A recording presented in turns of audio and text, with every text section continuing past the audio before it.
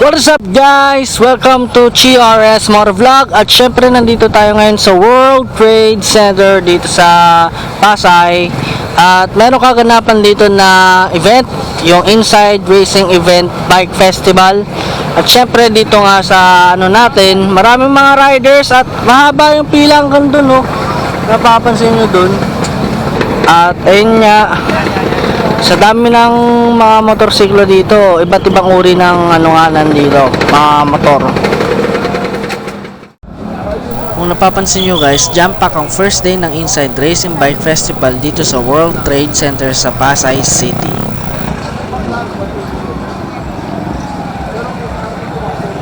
Hoy, what's up? And look who's here! Hoy, Rider DC1! Rider DC1! Ano, pipila ka? Ang haba nga eh. Di natin Oo, may stop na. Ay, stop pala. Anong oras ka dumating? Ha? Anong oras ka dumating? 9:30? Aga! What's up guys? Nandito nga tayo ulit sa World Trade Center at niya dahil sa dami ng tao, jam pack ang mga nagdagsaan ngayong araw sa first day ng Inside Racing event na to. At eto nga guys, mahaba pa rin yung pila dito kung napapansin nyo. At then nga, di pa ata nakakapasok yung iba. Bale, sobrang dami talaga ng mga riders na nagpunta ngayon kung napapansin nyo. Ayun yung mga boot ng mga pang test drive, mga Suzuki, Royal Enfield, at iba pang mga klase ng motor dito, mga ibang brand. At dito yung Gears and Grab Food Park, kung saan dun sa loob na yun kakain ka. Marami din dun mga boot para makapili ka ng makakain mo dito. Ayun nga guys, maglilibot muna tayo dito. Dahil sa dami ng tao, di natin alam kung kailan tayo makakapasok dito. At ayun nga, mga big bike.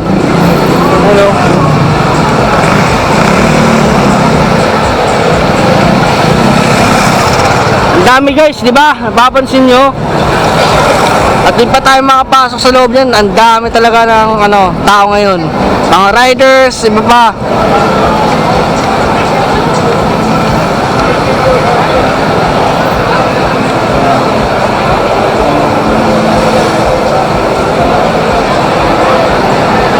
Ayun nga, marami ng mga dito, mga sikat na motovlogger din na nasa loob na.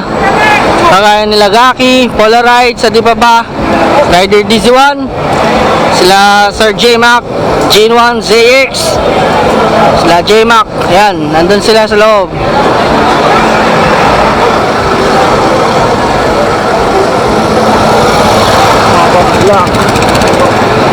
At then nga, doon tayo guys nag-parking sa banda na yun. Doon sa bale dito, for big bikes, doon sa loob, mga 400cc below. Hintayin natin humupa dito yung mga tao sa labas ng World Trade Center para makapila tayo agad. Kung mapapansin niyo yung mga tao na yan, di ba? Ayan ang mga excited makakita ng mga magagandang klase ng motor dito sa sa event na to.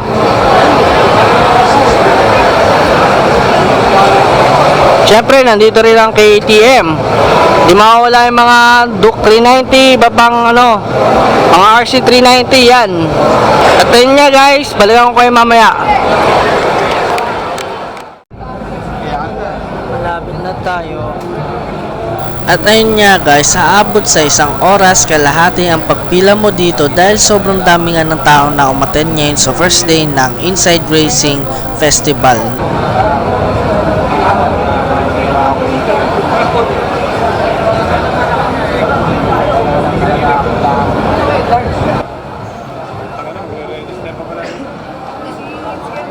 Bali guys, 1:30 ako pumila at 3 PM na ako nakabili ng ticket sa registration booth dahil nga jam pack ang mga nagdagsaan sa first day ng IRBF event. Diretso lang boss, diretso lang para makapasok yung iba.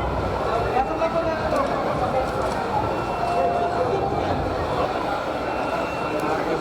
Hindi kaya harangan dito ng baro. Hello, pare. Ilan dyan? Ilan? Bale guys, 100 pesos ang ticket na to para makapasok ka dito sa World Trade Center. Uy! Nakapasok din after 1 hour. Isang oras mahigit na gantay. Haba pala ng pila. Yan pala, ganito kadami ka tao. Makakaikot ka na. Oo nga eh. Yan nga eh. Ikot naman ang mga Ganda ni ate oh.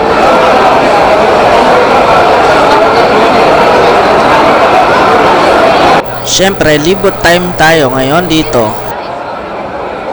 Siyempre guys, hindi mawawala ang angkas boot at pwede kayo dito mag-apply para maging professional angkas biker. Sobrang dami pala ng boot dito guys. Sobrang dami ng boot. Kaya mag-iikot tayo. Yan, may Mototech, may Mizel, Taiwan UC Tire, JVT.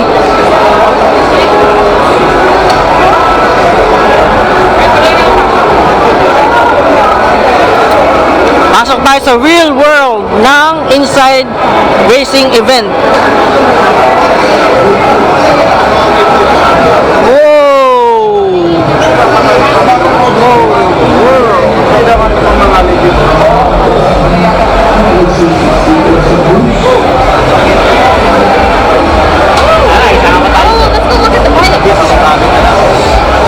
Dami guys, tignan nyo. Ba't ibang klaseng motor?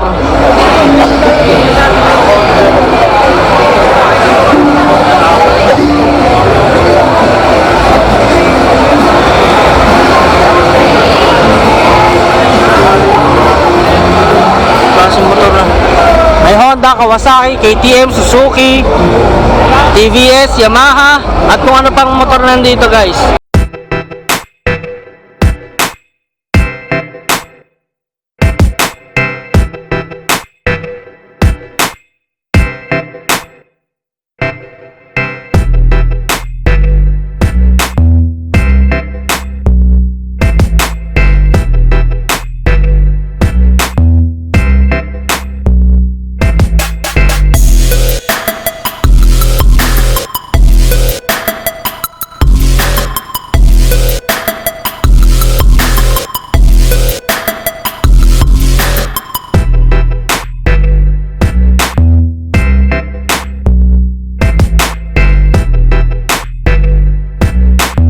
Ito ang gamit ni fastest lady racer na si Jack Bunsho.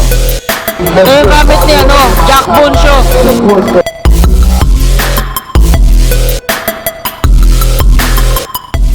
At ayun nga, sa paglilibot ko guys, namamanga ako sa mga gandang bike na nilalabas ngayong taon. Syempre, Team Orange, KTM RC 200. At syempre, all-in-one Suzuki V-Strom na pang-adventure rides. Kung biniyayaan lang ako ng katangkaran, syempre, kukunin ko na tong ganitong klaseng motor.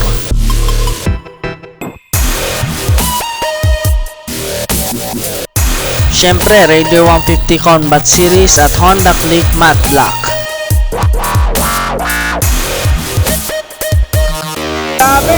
Nakadiskarte ako, Oo nga. Ano pangalan mo? Joseph sir. Kawasaki brand. Box bracket. Bale, naka 15% less sila dito. Napapansin nyo guys. Yung mga brand nila ng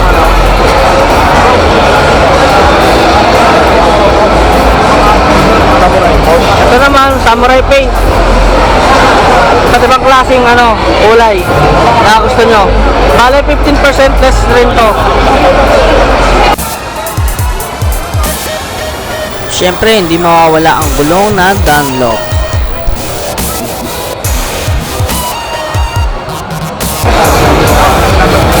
Hachi brand, meron din dito guys. Ayos oh, tingnan nyo yung mga taillights. Pati mga mga visor, mga ilaw. Ayan guys oh.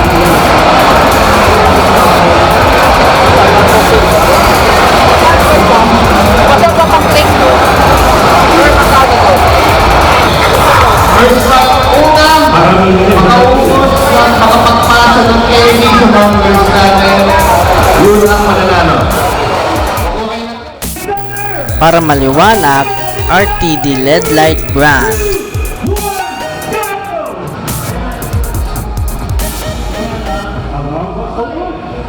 Meron din some jean seat para sa mga mahilig kong palit ng upuan.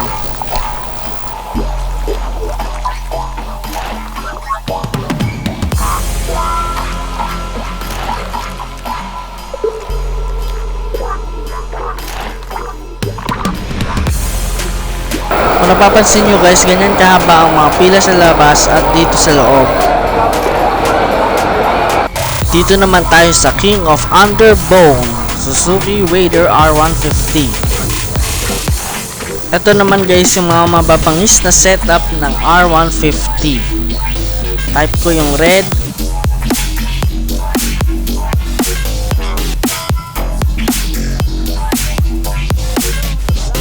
At syempre, itong The Black Predator.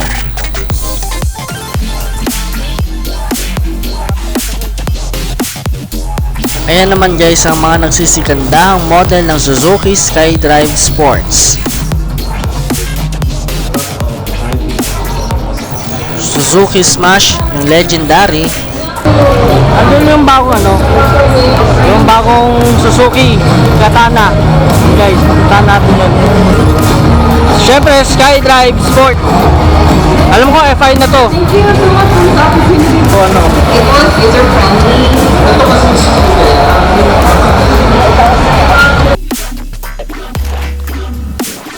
Bale, 1000cc to guys.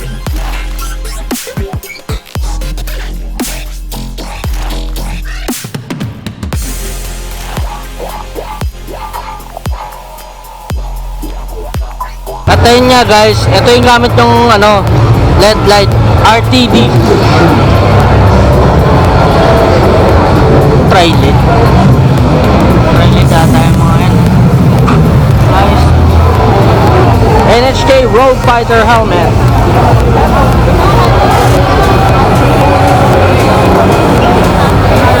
Isa sa bala kong bilhin na helmet.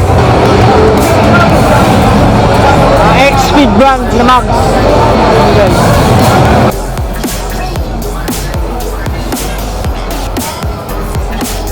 KYT syempre, helmet. Kaso ubos na Tignan nyo naman guys.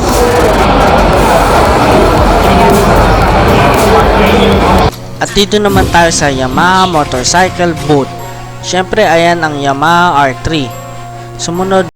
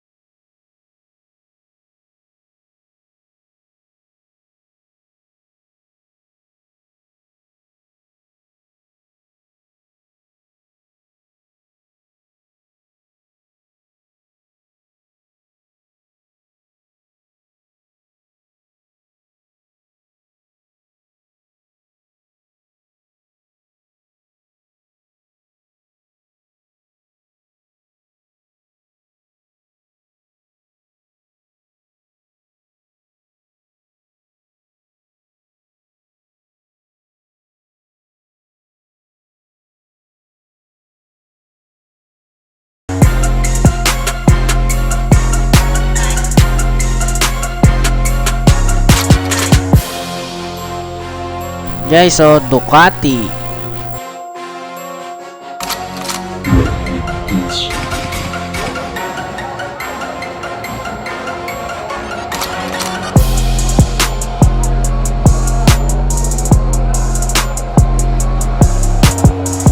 Hi ate maganda.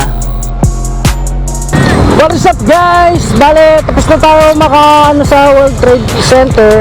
At ayun, babalik tayo sa linggo.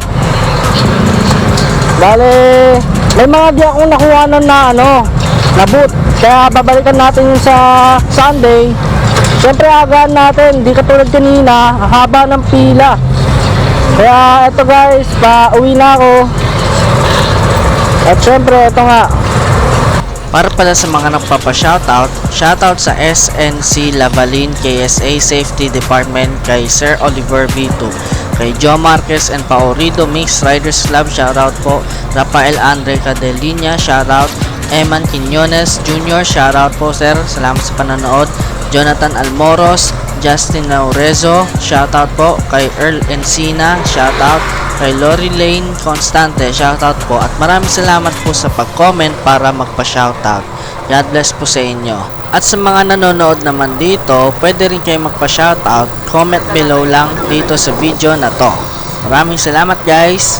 At syempre guys, hindi natin kakalimutan na magpa-picture sa mga magagandang model dito sa IRBF Festival. At yun nga guys, babalik tayo sa linggo. Siyempre, nasaksihan natin yung mga booth doon. Sobrang dami guys ng mga binibentang helmet, gear, at kung ano pang mga parts ng motor. Kaya yun guys, babalik tayo sa Sunday at baka may mabili rin. Guys, dito na nagtatapos ang part 1 ng Inside Racing Bike Festival at kita-kits ulit sa final day ng event. Syempre sa mga nanood nito, maraming salamat at sa mga bagong viewers ko dyan, like, share, and subscribe tayo dyan para sa mga susunod pang kabanata. That's about it guys. Stay breezy always. Wait, wrong channel pala. Ito pala sa akin. See you on my next ride.